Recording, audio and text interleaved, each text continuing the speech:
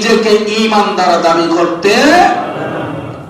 আল্লাহ বলতেছেন ইন্নাল্লাহা ইউহিব্বুত তাওয়াবিন ওয়া ইউহিব্বুল মুতাতাহহিরিন। আল্লাহ বলতেছে আমি আল্লাহ বান্দার দুইটা কাজকে বেশি বেশি পছন্দ করি। এক নাম্বার কাজ হলো বান্দা যখন বেশি বেশি তাওবা করে, সুবহানাল্লাহ। দুই নাম্বার কাজ হলো বান্দা যখন পবিত্র থাকে, সুবহানাল্লাহ। সমগ্র মানব জাতির পবিত্রতার বিধান এই চারটা স্তরের মধ্যে রয়েছে।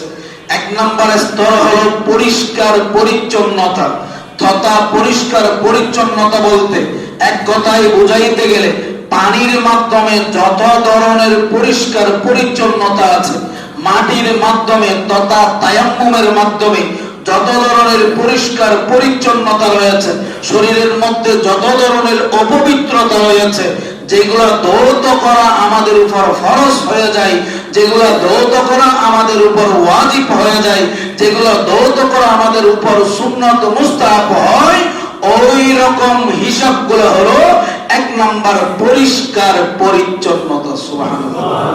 দুই নাম্বারের মধ্যে বলা হচ্ছে অঙ্গ প্রত্যঙ্গ পাপ মুক্ত করা।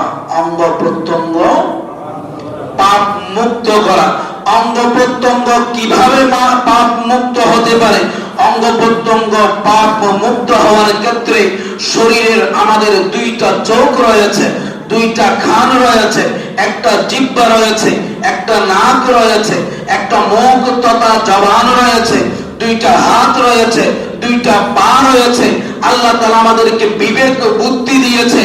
এই সকল অঙ্গ প্রত্যঙ্গ যেগুলো রয়েছে, এইগুলো যা দুনিয়ার সামগ্রিক পাপাচার থেকে, দুনিয়ার গুনাহের কাজ থেকে, যত ধরনের লোভ লালসা ধাপ্পাজি, যত ধরনের হিংসাযুক্ত কাজ রয়েছে, ওই রকম পাপাচার থেকে শরীরের অঙ্গ প্রত্যঙ্গকে দুনিয়ার দুনিয়াবী ব্যক্তি রক্ষণাবেক্ষণ করাই হচ্ছে অঙ্গ প্রত্যঙ্গে পরিষ্কার রাখা, সুবহানাল্লাহ।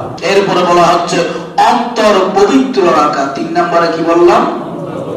অন্তর পবিত্র রাখা। অন্তর পবিত্র মানে আপনি যতক্ষণ পর্যন্ত কলব পরিষ্কার করবেন না, আল্লাহ তাআলা বলেছেন ইন্নাল্লাহা ইউহিব্বুত তাওয়াবিন। বান্দা তোমরা নিজের কলবটা তাওবার মাধ্যমে পরিষ্কার করো, সুবহানাল্লাহ। এটা তার পানি দিয়ে ধৌত করা যাবে না, এটা নিজে কোনো ধরনের ধরার সুযোগ নাই। অঙ্গ প্রত্যঙ্গ সেভ করার সুযোগ আছে, কিন্তু কলবটা সেভ করার সুযোগ একমাত্র তাওবার মাধ্যমে। তিন নাম্বার তাহলে অন্তর পবিত্র রাখা। এরপরে বলা হচ্ছে নিজেকে গায়রুল্লাহ তথা আল্লাহর সাথে, আল্লাহ ব্যতীত দুনিয়ার কোন সৃষ্টিকে, দুনিয়ার কোন যত ধরনের সৃষ্টি থাকে সব সৃষ্টিকে সৃষ্টি হিসেবে মেনে নিয়ে একমাত্র লা ইলাহা ইল্লাল্লাহ নবী মুহাম্মদুর রাসূলুল্লাহ সাল্লাল্লাহু আলাইহি ওয়াসাল্লামের এই কালেমায়ে তাওহীদের উপর দায়েম থাকাটার নামই হলো পবিত্র, সুবহানাল্লাহ। কারণ হলো কালেমায়ে তয়্যিবা আছে কিনা? কালেমায়ে তয়্যিবা মানে হলো পবিত্রতম বাক্য, সুবহানাল্লাহ। তয়্যিব শব্দের অর্থ পবিত্র। তয়্যিব শব্দের অর্থ কি? পবিত্র।